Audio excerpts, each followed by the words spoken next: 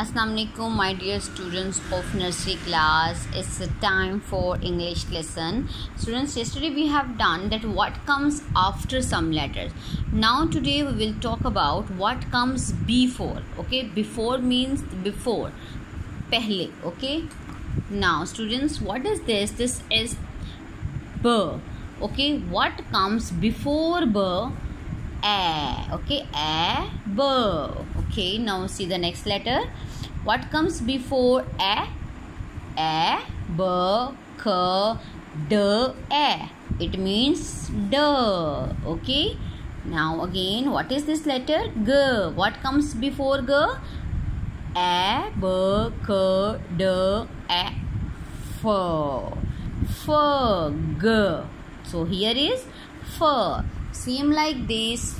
Read the ABC complete phonics letters and tell me what comes before the letters. Okay, and send me picture or video.